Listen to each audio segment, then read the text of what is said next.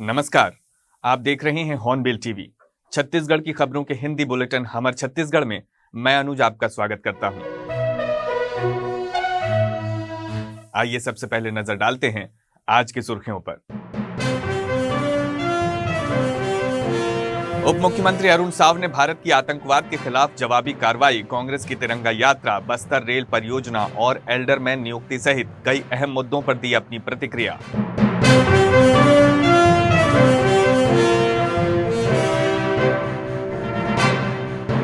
सुशासन तिहार के तहत बिल्हा और मजदूरी के समाधान शिविरों में शामिल हुए केंद्रीय आवासन एवं शहरी विकास राज्य मंत्री तोखन साहू। हितग्राहियों को आवास की चाबी, राशन कार्ड, आयुष्मान कार्ड सहित अन्य सामग्रियों का किया वितरण।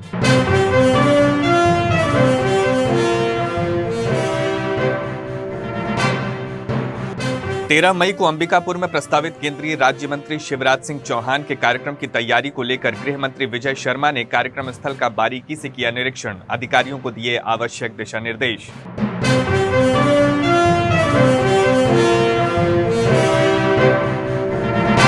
मुख्य समाचारों के बाद अब खबरें विस्तार से।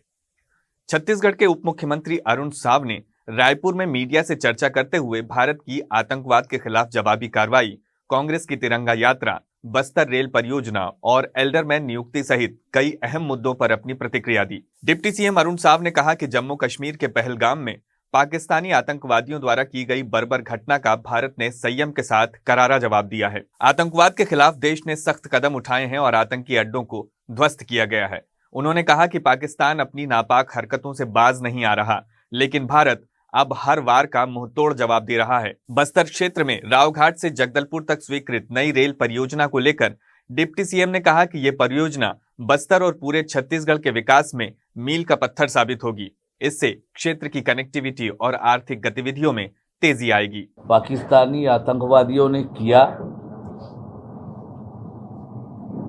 चिन्हित करके उनके साथ बर्बरता की और इसलिए भारत ने बहुत कड़ा रुख आतंकवाद के खिलाफ अपनाया, कठोर निर्णय किए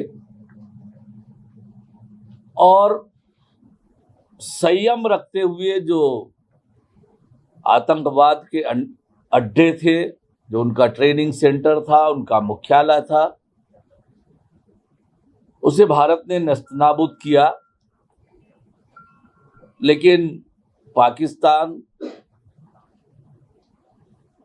अपनी नापाक हरकतों से बाज नहीं आ रहा है और भारत की सेना पूरी तरह से सक्षम है।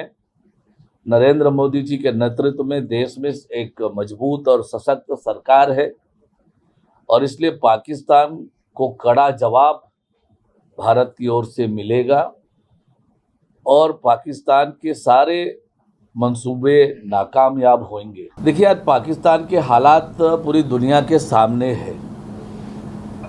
जिस प्रकार से आतंकवादियों के जनाजे का मंजर दिखा, कैसे पाकिस्तान की पुलिस, पाकिस्तान की आर्मी सैल्यूट करते हुए दिखी, कैसे आतंकवादियों के जनाजे पर पाकिस्तान का झंडा दिखा, ये बताता है कि क्या संबंध है आतंकवादियों से। और इसलिए आज पूरी दुनिया भारत के साथ खड़ी है, भारत के कार्रवाइयों का समर्थन कर रही है। देश से प्यार करने वाले लोग हैं। ऑपरेशन सिंदूर जिस प्रकार से सफल हुआ है, भारत ने जिस प्रकार से जवाबी कार्रवाई की है, जिस प्रकार से आतंकवादियों के मुख्यालयों को उड़ाया गया है, नेस्तनाबूद किया गया है, आज हर एक भारतीय के मन में उत्साह है, जो ऊर्जा है, जो खुशी है, वो देखती ही बनती है। और पूरा देश ने उत्सव के रूप में उस ऑपरेशन के बाद मनाया है। तो सभी भारतीयों को ये करना ही चाहिए और पूरे दिन के लिए काम लगातार हो रहा है। और हमारे छत्तीसगढ़ के लिए, बस्तर के लिए रावघाट रेल परियोजना कितना महत्वपूर्ण है, ये समझा जा सकता है। इसलिए ये बहुत बड़ी सौगात है और लगातार इस पर हम लोग प्रयत्न कर रहे थे कि ये जल्दी आगे बढ़े और निश्चित रूप से अब भारत सरकार की स्वीकृति मिली है तो निश्चित रूप से बस्तर की तरक्की और छत्तीसगढ़ की तरक्की के लिए ये मील का पत्थर साबित होगा। अभी अभी हमारे नगरीय निकाय के चुनाव हुए हैं, 2 महीना होने जा रहा है। नगर स्वराज संगम के माध्यम से एक कार्यशाला भी हमने आयोजित की है। नगरीय निकाय के काम आगे बढ़े, तेज गति से आगे बढ़े और एल्डरमैन की नियुक्ति की भी प्रक्रिया चल रही है। आने वाले थोड़े दिनों में एल्डरमैन की नियुक्ति हम करेंगे। केंद्र सरकार की सुशासन नीति को आगे बढ़ाते हुए सुशासन तिहार के अंतर्गत बिल्हा ब्लॉक के लिमतरी और मस्तूरी के वेद परसदा में समाधान शिविरों का आयोजन किया गया। लिमतरी शिविर में केंद्रीय आवासन एवं शहरी विकास राज्य मंत्री तोखन साहू ने शिरकत की और विभिन्न विभागों द्वारा लगाए गए स्टॉलों का निरीक्षण किया। उन्होंने 4300 में से 4200 आवेदनों के निराकरण की जानकारी देते हुए कहा कि मुख्यमंत्री विष्णुदेव साय के नेतृत्व में आम जनता की समस्याओं का त्वरित और पारदर्शी समाधान किया जा रहा है। तोखन साहू ने प्रधानमंत्री आवास योजना, महतारी वंदन योजना, जल जीवन मिशन, उज्ज्वला जैसी कई योजनाओं की प्रशंसा करते हुए कहा कि इनसे गरीबों और किसानों के जीवन में सकारात्मक बदलाव आ रहे हैं। उन्होंने हितग्राहियों को आवास की चाबी, ration card, prayer, Ayushman card सहित अन्य सामग्रियों का वितरण कर लाभान्वित किया। वहीं मस्तूरी ब्लॉक के वेद परसदा में आयोजित शिविर में 8750 में से 8274 आवेदनों का समाधान किया गया।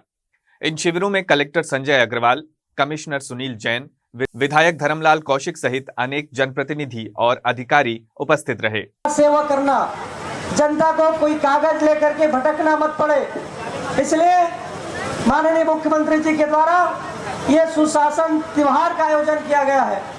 3 चरणों का यह सुशासन त्योहार, पहले आवेदन प्राप्त करना, फिर उन आवेदन का निराकरण करना और निराकरण क्या हुआ है इस समाधान शिविर के माध्यम से जनता के बीच में बताना भी है कि हमें कितना आवेदन प्राप्त हुआ, हम निराकरण उसमें क्या किए हैं।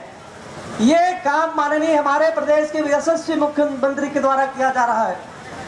मैं सभी विभाग के अधिकारी कर्मचारी यहाँ पर बैठे हैं।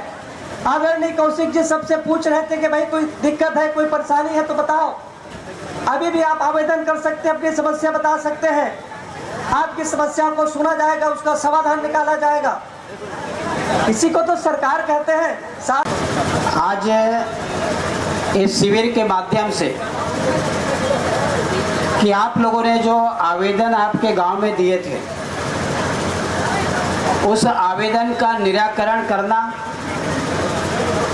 और साथ ही शिविर के माध्यम से आपके समस्याओं का निदान करना, इसके लिए हमारे प्रदेश के मुख्यमंत्री विष्णुदेव साय जी के द्वारा पूरे प्रदेश में इस शिविर का आयोजन किया गया है।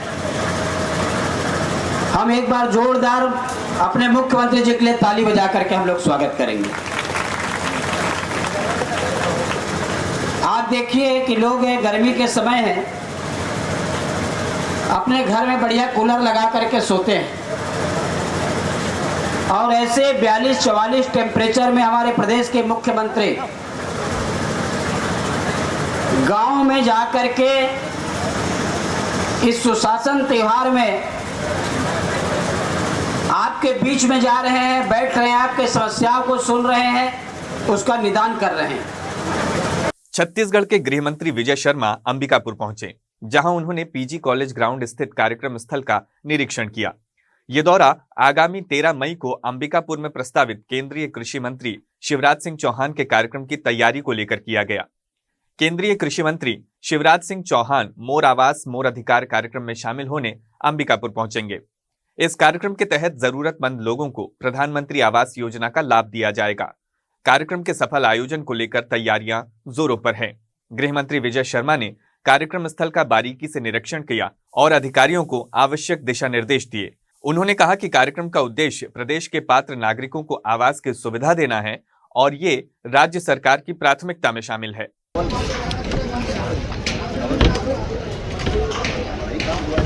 हाँ, माननीय शिवराज सिंह चौहान जी का 13 तारीख को यहाँ पर आने का है। छत्तीसगढ़ में भाजपा की सरकार जब बनी थी तो बनने वाली सरकार ने माननीय विष्णुदेव साय जी के नेतृत्व में निर्णय लिया था कि पहली कैबिनेट की बैठक का पहला प्रस्ताव होगा और वो 18 लाख आवास गरीबों को दिए जाएंगे।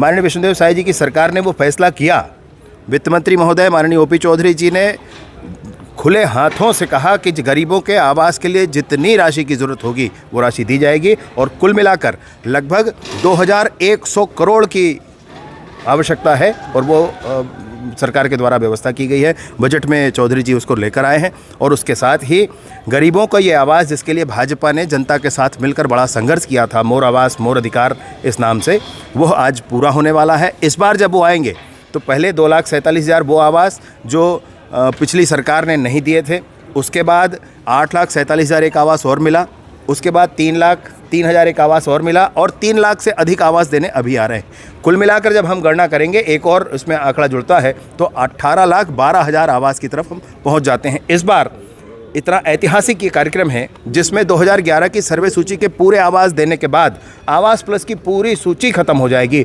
मतलब आवास के लिए प्रतीक्षारत कोई सूची छत्तीसगढ़ में शेष नहीं होगी। साथ ही साथ नए आवासों का जो चिन्हांकन है, नए आवासों के लिए जो सर्वे है, उस काम के लिए भी हम आगे बढ़े हैं। अभी वो काम चल रहा है। 20 लाख से अधिक नए लोगों के नाम जुड़ चुके हैं। पुलिस का सहयोग करें, मेरा निवेदन आपसे है, पुलिस का सहयोग करें। बड़े मनोलगन से, बड़े मनोभाव से पुलिस काम कर रही है। पुलिस विभाग में अगर कोई गड़बड़ी करेगा तो सख्ती से उसके ऊपर कार्रवाई की जाएगी। परंतु मेरा आपसे भी निवेदन है, आप सहयोग करें और पुलिस को स्वतंत्रतापूर्वक काम करने दें। जो आतताई हैं, जो अपराधी हैं, उनके दमन के लिए पुलिस के मन में जो ताकत है, उस ताकत का आप वर्धन करें, मेरा निवेदन है। रायगढ़ जिले के होनहार विद्यार्थियों को उस समय विशेष प्रोत्साहन मिला जब छत्तीसगढ़ के वित्त मंत्री ओपी चौधरी ने 10वीं और 12वीं कक्षा की मेरिट लिस्ट में स्थान बनाने वाले छात्रों से वीडियो कॉल के माध्यम से संवाद कर उन्हें बधाई और शुभकामनाएं दी। इस दौरान मंत्री चौधरी ने सभी 5 छात्रों को 25-25 हजार रुपए की प्रोत्साहन राशि देने की घोषणा की। कलेक्टर कार्यालय में आयोजित इस सम्मान समारोह में मेरिट लिस्ट में स्थान प्राप्त करने वाले छात्र छात्राएं शामिल हुए। 10वीं कक्षा की हेमलता पटेल, आयुषी कुमारी और रोनित चौधरी तथा 12वीं कक्षा से कृतिका यादव और तरंग अग्रवाल इस सम्मान के पात्र बने। वित्त मंत्री ने छात्रों से सीधे संवाद करते हुए उन्हें आगे की शिक्षा और करियर की दिशा तय करने के लिए स्पष्ट और सही रणनीति के साथ आगे बढ़ने की सलाह दी। उन्होंने कहा कि आज के समय में करियर के कई ऑप्शन उपलब्ध हैं। जरूरी है कि छात्र सिर्फ एक विकल्प पर नहीं बल्कि उसके साथ बैकअप की योजना भी तैयार रखें। उन्होंने छात्रों को यह भी समझाया कि जीवन किसी एक परीक्षा की सफलता या असफलता से तय नहीं होता, बल्कि लगातार आत्म मूल्यांकन और सकारात्मक सोच से ही आगे बढ़ा जा सकता है। कलेक्टर मयंक चतुर्वेदी ने भी बच्चों को शुभकामनाएं दी और उन्हें करियर बिल्डिंग के लिए स्किल डेवलपमेंट, इंटरनेट के रचनात्मक उपयोग और हॉबीज व खेलकूद में रुचि रखने की सलाह दी। सर तो 3 बच्चे 10वीं में सर और 2 बच्चे 12वीं में मेरिट लिस्ट में आए हैं सर। यहाँ से 12वीं के दोनों बच्चे सर कॉमर्स साइड के हैं, तो उनसे मैं यही बात कर रहा था आगे वो क्या करना चाहते हैं, कैसे करना चाहते हैं। 10वीं वालों को सर हमारा ये था कि भाई अब 10वीं में आप टॉप की हैं तो 12वीं में तो करना ही पड़ेगा और सरों को नहीं और सरों को समझते हुए भविष्य को समझते हुए भविष्य को समझते हुए एक अच्छी करियर प्लानिंग कर लेनी चाहिए आने वाले 7 साल।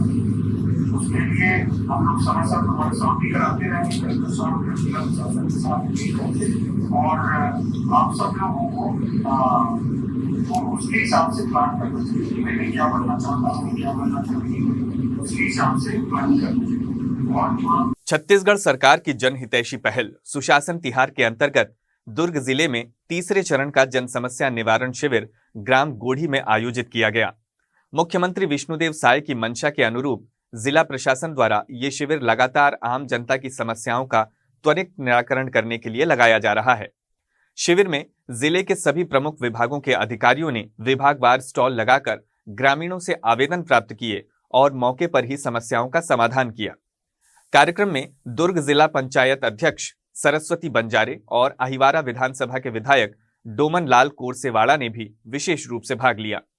दोनों जनप्रतिनिधियों ने शिविर स्थल पर पहुंचकर लोगों से सीधे संवाद किया और अधिकारियों को समस्याओं का शीघ्र समाधान करने के निर्देश दिए। हमारे प्रदेश के मुखिया परम श्रद्धेय आदरणीय श्री विष्णुदेव साय जी के सुशासन के अंतर्गत तिहार मनाने का दिशा निर्देश मिला है। उसके संदर्भ में समस्त विभागीय अधिकारी कलेक्टर महोदय से लेकर सभी इस काम में लगे हुए हैं।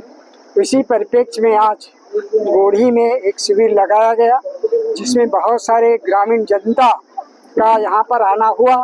अपनी मांगों को, अपने कई प्रकार की जो त्रुटियां हैं उस त्रुटियों को सुधारने वाली पत्रों को, आवेदन को दिया गया। लगभग 2-2.5 हजार आवेदन प्राप्त हुआ। उसमें से 2800 का लगभग निराकरण हुआ है। मात्र लगभग 83 आवेदन शेष रह गए हैं, उसको बहुत जल्दी निराकरण भी हो जाएगा। और जिस तरह से प्रधानमंत्री चाहता है, हमारा गरीब जो किसान भाई है, गरीब है, जो कच्चा मकान है, उसको पक्का मकान मिले, उस संदर्भ में पूरे छत्तीसगढ़ में से पूरा दुर्ग जिला आवास के मामला में पहला स्थान प्राप्त किया है। उसके लिए कलेक्टर महोदय और जिला पंचायत के सीओ आदरणीय दुबे जी को मैं अपनी ओर से बधाई देना चाहता हूं कि उनके कार्य बहुत अच्छे हैं, इसलिए दुर्ग जिला को प्रथम स्थान मिला है। और हमारे गरीब कल्याण योजनाओं का जो हमारे मोदी जी की जो गारंटी है, उसको पूरा करने में आदरणीय विष्णुदेव साय लगे हैं।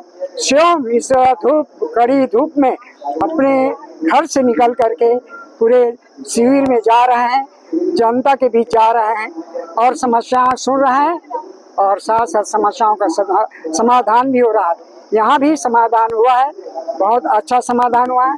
अधिकारियों का, कर्मचारियों का भरपूर सहयोग मिल रहा है, उसके लिए धन्यवाद देना चाहता हूँ और निरंतर हमें सहयोग मिलता रहेगा, इस भावना से हम लोग काम कर रहे हैं। शिकायत आवेदन तो बहुत कम देखने को मिला है और आज हमारे ग्राम गोढ़ी में सुशासन त्योहार का समाधान शिविर का आयोजन बहुत भव्य तरीके से किया जा रहा है, जिसमें शासन प्रशासन का तालमेल अच्छा खासा देखने को मिल रहा है। गोढ़ी में आज जो सुशासन त्योहार का तीसरे चरण का शिविर रखा गया था, समाधान शिविर, उसमें कुल 2871 आवेदन आए थे।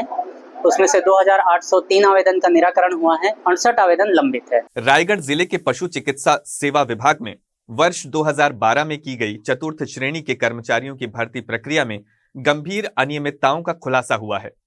इस संबंध में गठित जांच समिति ने रिपोर्ट के आधार पर उप संचालक पशु चिकित्सा सेवाएं रायगढ़ ने 8 मई 2025 को आदेश जारी करते हुए इस भर्ती को शून्य घोषित कर 44 कर्मचारियों की सेवाएं समाप्त कर दी हैं। वर्ष 2012 में विभाग द्वारा आकस्मिक निधि के अंतर्गत स्वच्छताकर्ता, परिचारक, सह चौकीदार पदों पर भर्ती की गई थी। को 32 पदों पर विज्ञापन जारी हुआ था चतुर्थ वर्ग कर्मचारियों की भर्ती हेतु हमारे पशु चिकित्सा विभाग में पशु परिचारक के पद पर। तो उक्त नियुक्ति करीब ये 7/7/12 को 44 पद पर नियुक्ति की गई। फिर उसके बाद में इसमें अनियमितता की शिकायत हुई है 2-3 महीने बाद, तो उस आदेश जांच हुई है कलेक्ट्रेट से। उसी समय पे जो हमारे कलेक्टर महोदय थे वो फिर उसको निरस्त किया गया और निरस्त के बाद में हमारे जो कर्मचारी नियुक्त हुए थे वो पुनः हाई कोर्ट गए और हाई कोर्ट से उनको स्टे मिला। स्टे के बाद में अभी 28/4/23 को हाई कोर्ट ने पुनः एक नया आदेश प्रसारित किया कि आप एक फ्रेश कलेक्टर सर को और सभी हमारे जो वरिष्ठ अधिकारी हैं स्टेट लेवल के सभी को निर्देशित किया गया कि एक फ्रेश इंक्वायरी कमेटी बनाई जाए और उसमें जांच की जाए कि जो उपयुक्त और अनुपयुक्त, जो उपयुक्त हैं उनको रखा जाए, अनुपयुक्त को हटाया जाए।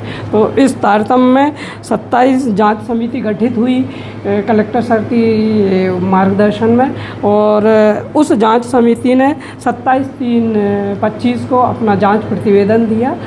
जो अनियमितताएं हुई थी उसमें उन्होंने बताया और उसके आधार पर ये कल कलेक्टर सर महोदय के माने उनकी माने उनके संज्ञान में सब कुछ रहते हुए और ये कल हमारे विभाग द्वारा उप संचालक के हस्ताक्षर से ये भर्ती को पहले शून्य घोषित किया गया भर्ती को और देन जो हमारे कर्मचारी थे 41 कर्मचारी उनको सेवाएं समाप्त करने का आदेश निकाला। सर इसमें जो हमारी जांच समिति थी कलेक्टर सर के मार्गदर्शन में जो जांच समिति बनी थी उसके अनुसार सर जांच समिति ने जो पाया है इसमें महिला आरक्षण नियमों का पालन नहीं हुआ, विज्ञापित पदों से अधिक पे भर्ती हुई।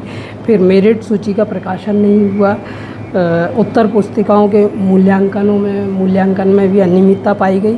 भूतपूर्व सैनिकों का आरक्षण संबंधी नहीं हुआ। अनुसूचित जाति का आरक्षण नियमों का पालन नहीं किया गया और प्रतीक्षा सूची का संधारण भी नहीं किया गया। क्या आने वाले समय में नई भर्तियाँ की जाएंगी? अब ये सर राज्य स्तर का मामला है।